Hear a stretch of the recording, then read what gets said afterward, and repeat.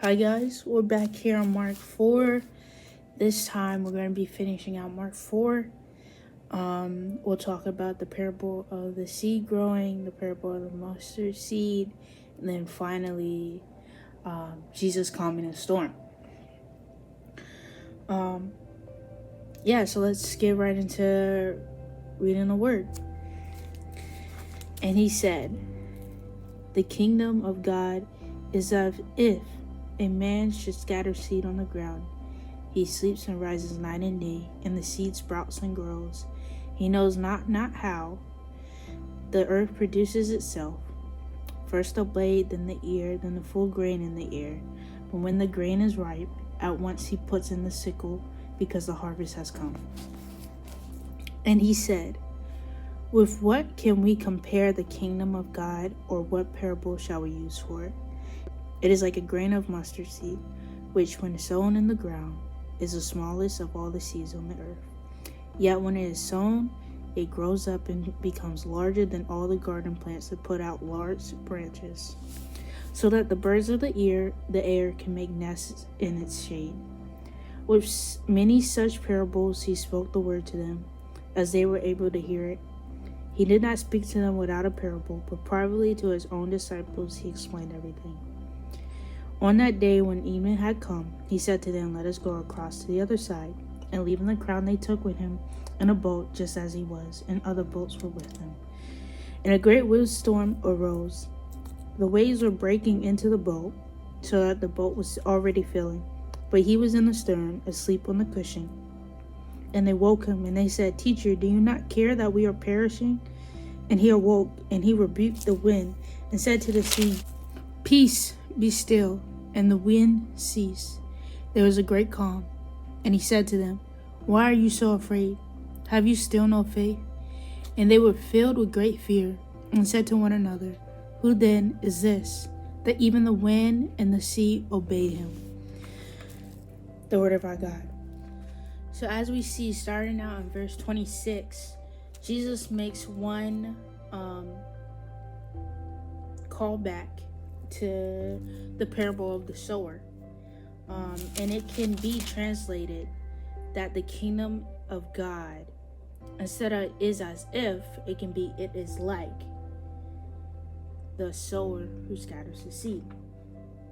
And then 27 and 28, he goes even further to explaining what it means.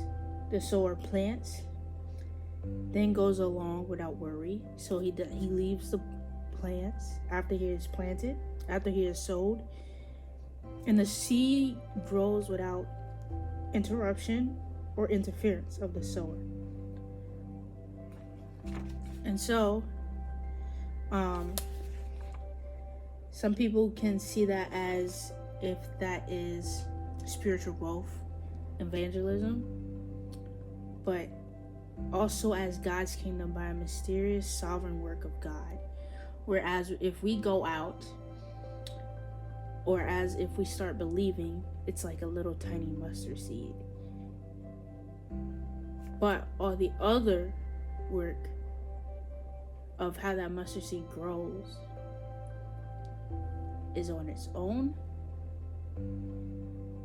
and not by who has planted it, but by what is working in the seed, what is rooted in the seed. And so this is the mysterious sovereign work of God. And then we can also see that it talks about a future harvest when the grain is ripe, which point is an allusion back to Joel 4:13. So which we know that there will soon be a reaping of the seeds that have been planted. There will be a harvest. So in verses 30 through 32, we see it is a contrasting parable. The mustard seed was very proverbial in Israel, and so a lot of people can understand that. And though it was the smallest, it becomes the most noticeable because it becomes the largest with all the plants. And though this parable has an insignificant, enigmatic beginning. There is a greatness of the second coming of the reaping. And we can see that can be a comparison that Jesus will be coming back for harvest. And on verses 33 and 34, he teaches and explains why the purpose and the approach of the parabolic teaching. He doesn't teach at a level we can't understand. He teaches and adapts to the level that we can. And he relates and he humbles himself, knowing he is all-knowing, to a personal level with his people. But because of the misconceptions of who he was and what he was here for, he did not teach without parables.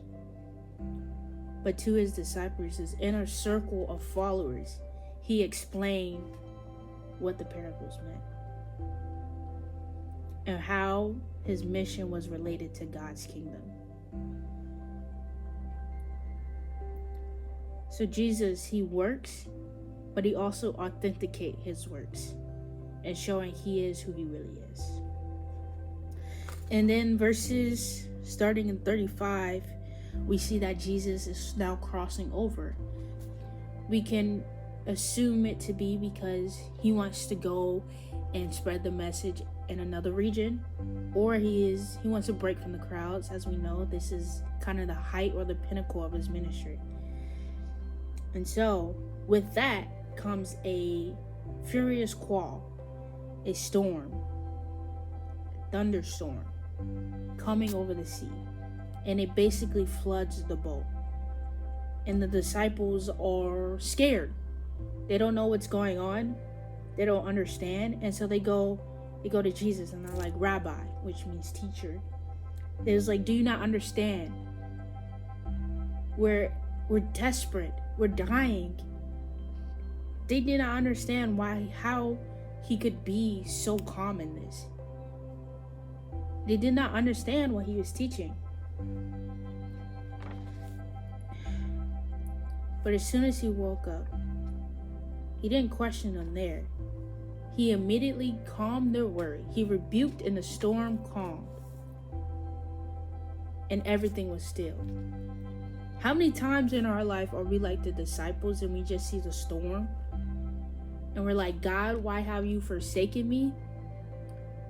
But we haven't yet to ask God, how can we look at it differently and to trust in his authority and power to make the storm calm and still? And so he responds. They are acting out in cowardly fear. And so he rebukes their fear, not them, but why they don't have faith.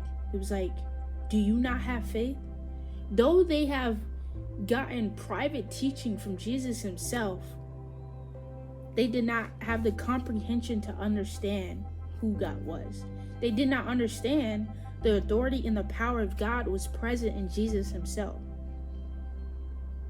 So he asked them, do you still have faith? Do we still have faith in those seasons like that?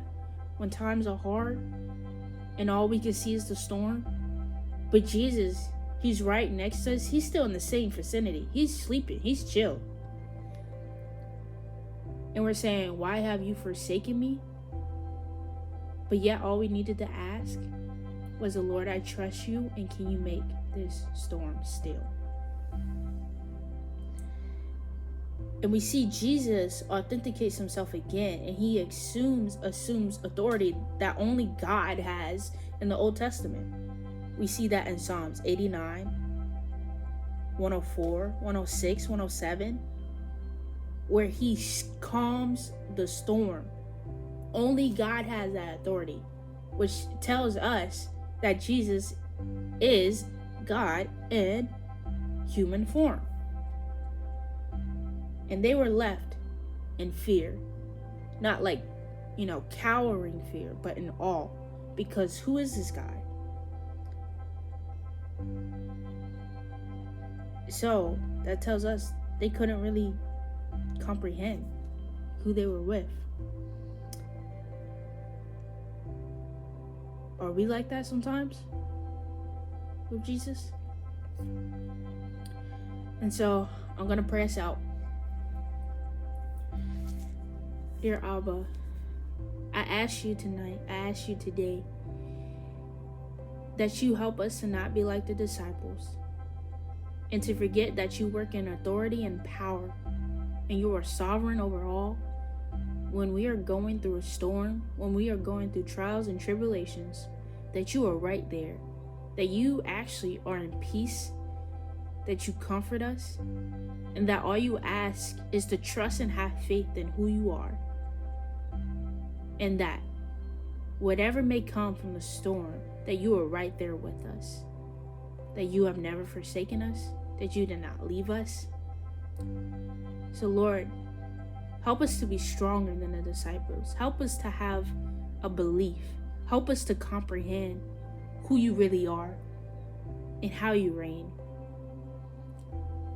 Lord, will you just give us the strength to go throughout our day and depend on you regardless of what's going on, even when the going gets tough, even when life seems so overwhelming, that you are a good God who does good things and loves his people through it all. And you have power to calm every storm that comes our way, and no weapon shall ever prosper. In your great and mighty name I pray. So guys, next video I'll be starting in Mark 5. I'm excited to get started. And yeah, I'll see you in the next one. Peace.